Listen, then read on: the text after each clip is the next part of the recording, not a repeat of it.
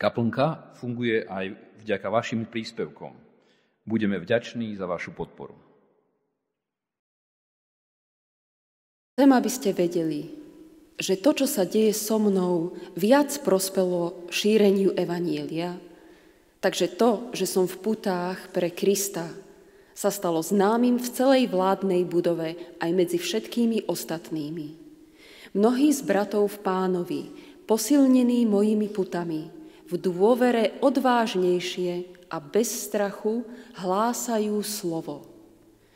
Niektorí síce hlásajú Krista zo závisti a nevraživosti, ale iní s dobrým úmyslom. Jedni to robia z lásky, lebo vedia, že som tu na obranu evanjelia. Iní však ohlasujú Krista z neznášanlivosti, nie úprimne, lebo si myslia, že mi v mojich putách spôsobia súženie. Čo na tom? Len nech sa akýmkoľvek spôsobom, či na oko alebo úprimne, zvestuje Kristus. Z toho sa radujem a aj sa budem radovať. Viem predsa, že mi to poslúži na spásu pre vašu modlitbu a pomoc Ducha Ježiša Krista.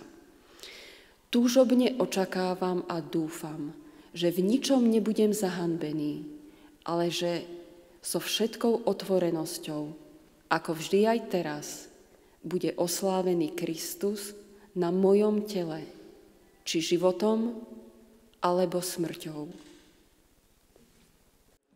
Ako Pálko povedal, tak sme boli v Záježovej, aj sme sa pred chvíľou vrátili. Bol to krásny čas, venovali sme sa duchovným veciam. Najprv sme si kreslili nejakú mapu toho, v čom žijeme, a potom teda sme kladli na to kompas písma. V podstate sme sa na to dívali cez príbeh apoštola Pavla a jeho skúsenosti. No, ale skončilo to dnes, takže sme sa naozaj prejedali sladkosťami. Takže výsledok bol dosť taký biedný, ale lebo sme oslavili hneď dvoje narodenín. Ja neviem, či to môžem prezradiť, že si už taký starý. A nie, vek, neprezradím. Zajtra bude mať totiž narodeniny Pavol. No a okrem neho sme oslavili narodeniny 61-ročného Vladka Oravského.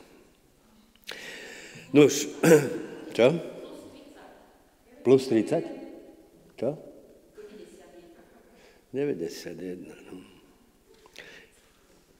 No a samozrejme, kto poznáte Záježovu, tak včera večer bol večer Chvíľka poézie. Nedeľná Chvíľka poézie by bola dnes, ale to bolo včera. Takže o tomto sme premýšľali. Dejú sa s nami zlé veci. Zlé veci so Slovenskom. Je ohrozená naša slobodná budúcnosť. Zlé veci so svetom. Sme na pokraji svetovej vojny a svet vedú lotry. Ekologická kríza pokračuje. Dejú sa zlé veci s kresťanstvom. Kresťanstvo je opakom samého seba, je zneužívané autokratmi. Stáva sa karikatúrou. Ako sa k tomu postaviť? O čo oprieť svoju nádej? A kde v tom možno vôbec uvidieť prítomnosť Boha? Tak na túto mapu sme kládli teda kompas písma, konkrétne čítali sme si list z Filipy, z ktorého sme úryvok teraz čítali. A ten list Pavol píše z rímskeho väzenia. Je uväznený a čaká na rozsudok. Nevie, čo bude. Bude jeho ortielom smrť alebo sloboda. Nevie, čo ho čaká, jedno však vie a napíše to do toho listu. Bratia, chcem, aby ste to vedeli, že to, čo sa so mnou deje, šíreniu evanjelia prospelo. Pavol, ako vieme, z vlastnej skúsenosti vedel, že osobná kríza môže byť veľkou príležitosťou k rastu. Človek často rastie práve tam, kde ubúda. Ján Krstiteľ to dobre vedel. On musí rásť, ja musím ubúdať, povedal o Ježišovi. Pavel nás vedie o krok ďalej. Nie len osobný rast, ale i evanjelium samotné rastie tam, kde je potláčané. I ono rastie ubúdaním. Pavlova negatívna situácia otvorila cestu pozitívnym možnostiam. Ako si to predstaviť? Jeho väzenie zrejme v Ríme spôsobilo situáciu, v ktorej sa evanjelium načas stalo spoločensky aktuálnou témou. Je tu stráž, ktorá sa mení. Sudcovia, ktorí Pavla súdia. A stretajú sa s podivným prípadom. Rímsky občan je väznený zo zvláštnych dôvodov. Prežil vraj akúsi tajomnú udalosť, stretol sa s rabínom, ktorý bol v Jeruzaleme ukrižovaný a ten čudný chlapík tvrdí, že onen rabín vstal z mŕtvych. Ako znak nádeje na slobodu večného života pre všetkých ľudí. Prípad excentrického rímskeho občana sa načas stal zrejme témou v rôznych kruhoch rímskej spoločnosti. Hovorenie o Ježišovi bolo, tak povediac, na chvíľu in. Taká je sila evanjelia. Tam, kde prehráva, víťazí. Tam, kde je bez moci, sa prejavuje jeho moc. Kde je zdrvené, povstáva k životu. Naša generácia to zažila. Komunisti napríklad tvrdili s podivnou istotou, že kresťanstvo za pár 5 ročníc úplne vymizne. Jeho potláčanie však, ako vieme, spôsobilo naopak jeho vnútorný rast. Keď hovoríme o evanjeliu, o čom vlastne hovoríme? Grécke slovo evangelion je zložené z 2 slov. Euo, radosť z milosti, a angelon, to je slovo odvodené od slova anjel, posol, zvestovateľ. Čiže evanjelium je zvestovanie o radosti z milosti. Pavel ten pojem prevzal zrejme od Ježiša. Tak Ježiš začal svoju misiu.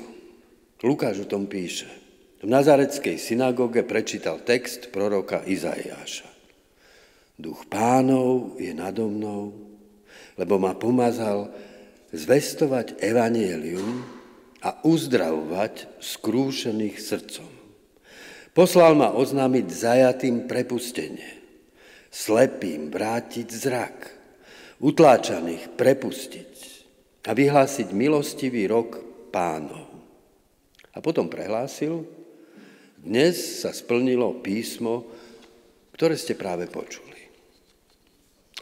Takže evanjelium je správa o radosnom procese uzdravovania, oslobodenia, osvietenia, zrovnoprávnenia, ktoré sa deje v Kristovi pôsobením Božej milosti.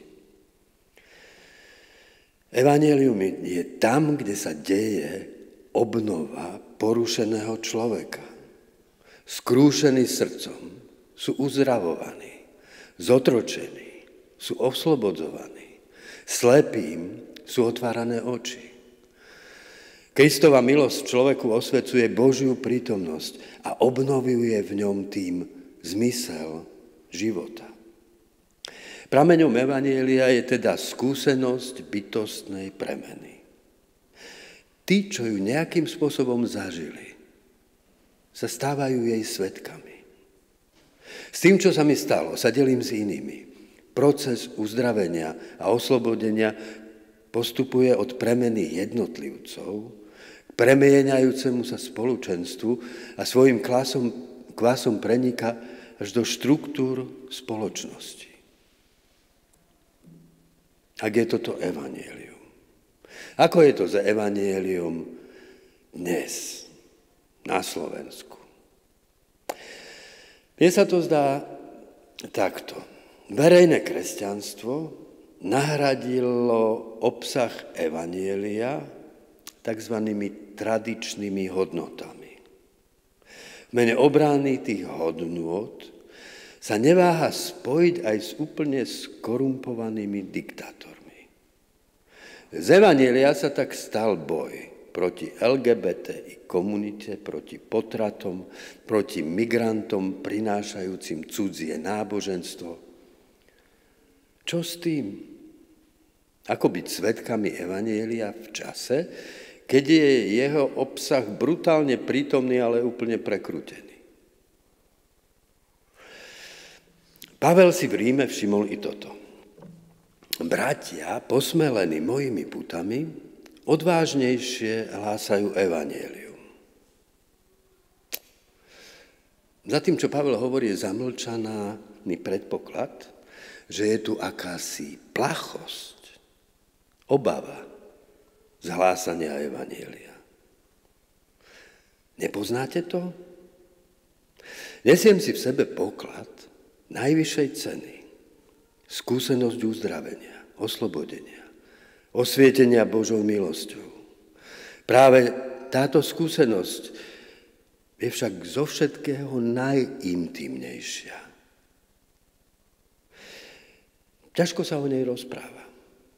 Na začiatku mi pomáhali viditeľné znaky. Ľudia, ktorí ma poznali, videli, ako viditeľne som sa zmenil. A sami sa pýtali. A ja som rozprával. Dnes už ten kontrast nikto vidieť nemôže. A nie len to. Keď o evanjeliu prehovorím, otvorene sa k tým priznávam k slabosti. Áno, som sám o sebe skrúšený. V Božej milosti som uzdravovaný.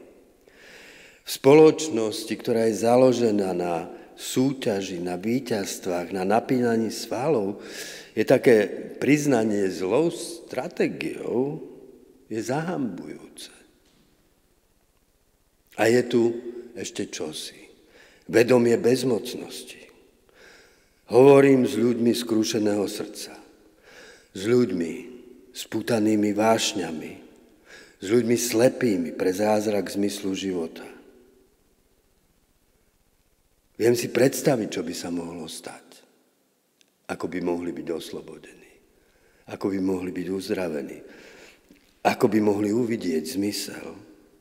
No nemám moc a nepoznám ani slova, ktorými by som ich vedel oslobodiť a otvoriť im oči. Nemám nič, iba svedectvo o Bohu v Kristovi, ktorý tú moc má.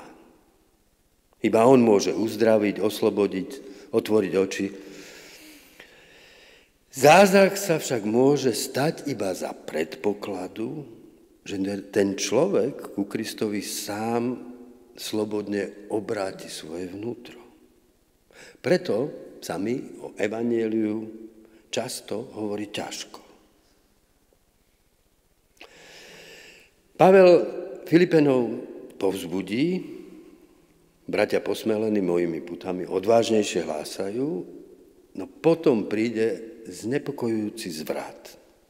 Niektorí ohlasujú Krista zo závisti, zášterivosti, z neznášanlivosti, nie úprimne, ale na oko. Čo to má znamenať? V spoločensky priaznivej situácii sa začali kresťania prejavovať vo svojej dnes už 1000 ročie známej biede. Neznášanlivosť a svár sa stali vitálnou silou, skrytým motívom ohlasovania evanjelia. Nestalo sa kresťanom a cirkvi po zamatovej revolúcii čosi podobné? O čom to bolo v Pavlovom prípade. Rozumiem tomu takto. Pavel bol u konzervatívnych judaistických kresťanov v hlbokom podozrení. V mene utopie akéhosi univerzálneho Krista nadržal pohanov. Jeho uväznenie mohli chápať i ako Boží súd. Pozri, tvoji milovaní pohania ťa uväznili a Boh ti nepomohol. Keď väznili Petra, bol z väzenia zázračne vyslobodený. Pohania evanjelium nikdy naozaj nepríjmú. Je treba vrátiť sa späť k zákonu a k obriezke. Svára a závisť sa v dejinách kresťanstva objavovali znova a znova. V mene evanjelia sa kresťania, žiaľ, navzájom preklínali, popravovali, viedli sveté vojny. Nevraživosť a svár. Zdá sa mi, i dnes veľmi výrazným spôsobom ovplyvňuje kresťanstvo a spôsobuje jeho hlbokú krízu. Už dlho kresťanstvo nemalo taký vplyv na politické dianie ako dnes. A nie je to len v Rusku, kde Kiril žehná a posvecuje vojnové stroje a Putin je zobrazovaný na ikonách zo svetožiarov. Je to aj v Amerike, či Maďarsku, alebo aj na Slovensku, na cyrilometodejských oslavách. Kresťanstvo sa stalo symbolom hrádze proti dekadentnej, liberálnej demokracii. Cynickí politici hlásajú kresťanstvo na oko z neznášanlivosti a sváru.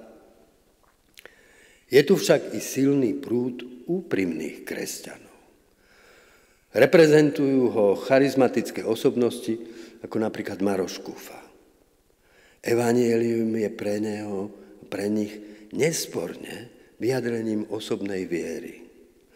No vrúcnosť ich ohlasovania naozaj pramení z neznášanlivosti voči modernite a zo sváru so sekulárnou spoločnosťou. Je tu iná skupina, veriaci, ktorí sa hanbia za spiatočnícku tvár takéhoto kresťanstva. Motivuje ich svár s konzervatívnym kresťanstvom. Svedectvo evanjelia o oslobodení človeka v Božej milosti tak prekrýva takmer úplne politický aktivizmus. Podobne ako spoločnosť, i kresťania sú rozdelení v zákopovej vojne. Akú cestu si tu zvolí kaplnka? Ako tomu rozporu čelil Pavol? Priznám sa, že ma to zaráža. A v podstate sa mi to pri prvom čítaní ani nepáčilo.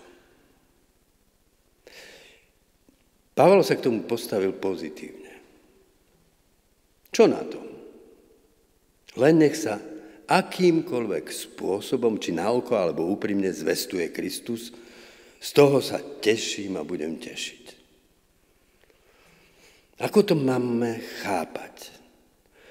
Pavol nám zanechal v iných listoch úplne jasné, radikálne vyjadrenia o tom, že evanjelium nemožno šíriť inak ako s čistým srdcom a s čistým úmyslom a s čistým svedomím, pretože sa evanjelium nedá jeho obsah oddeliť od jeho hlásateľa, od toho, kým je a čo robí.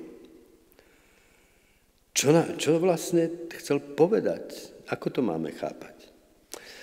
Nemôžem sa pri čítaní toho textu ubrániť otázke.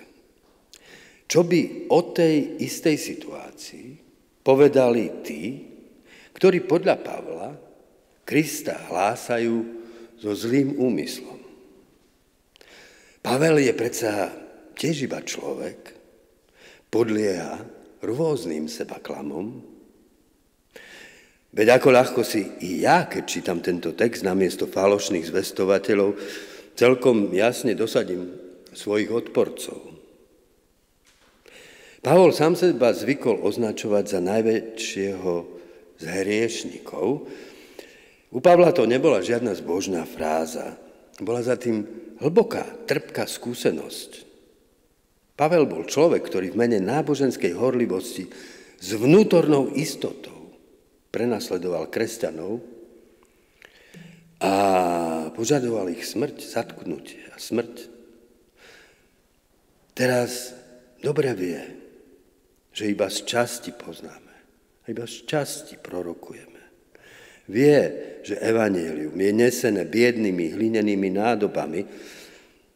Ak by evanjelium mohli niesť iba vševedúce, morálne dokonalé bytosti, bolo by zaniklo hneď v 1. storočí.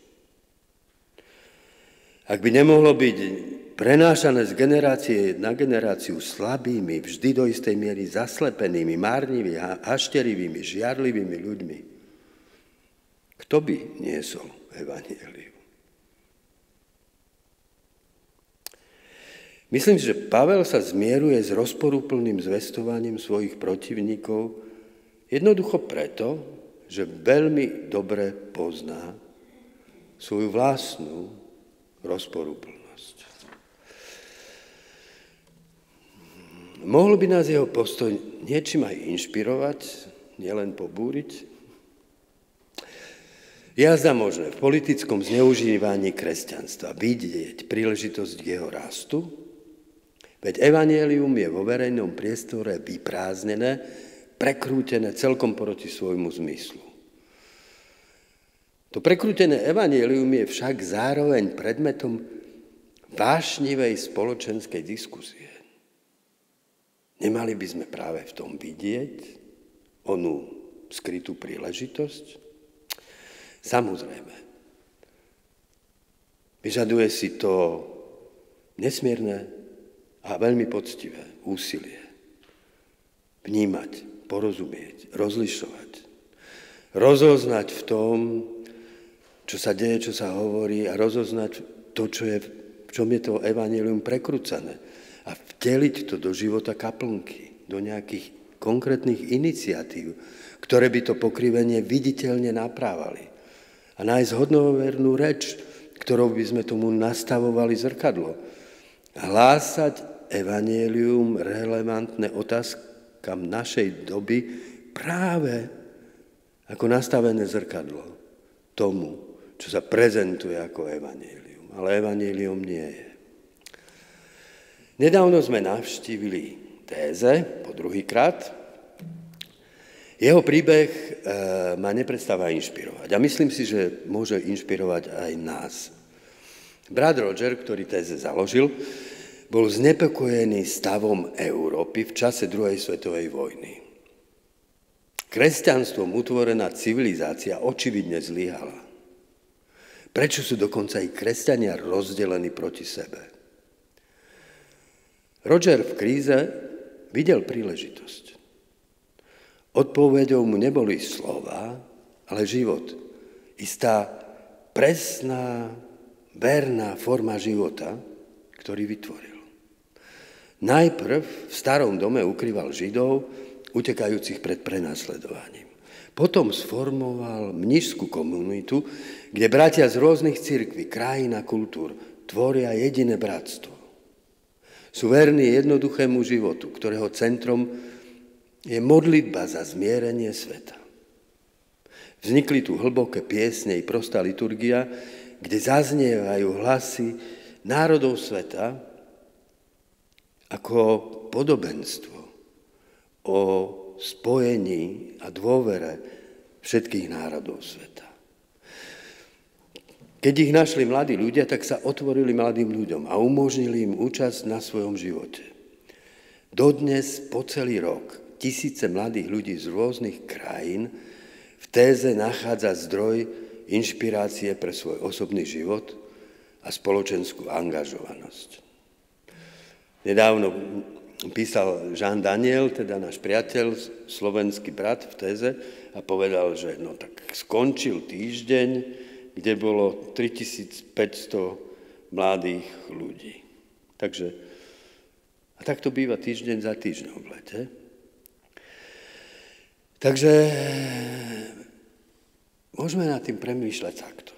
Ak chceme neuviaznuť v našej dobe, v podstate uväznení v našej depresii alebo blbej nálade, skúsme sa na to pozrieť vierou, že tento svet je Boží, tak Boží, ako bol vždy. A čo sa na ňom deje, je nevyhnutné možné čítať ako proces, ktorý nás vedie k niečomu, kde z toho zlého môžeme vytvoriť dobro pre budúci rast, pre rast evanjelia medzi nami.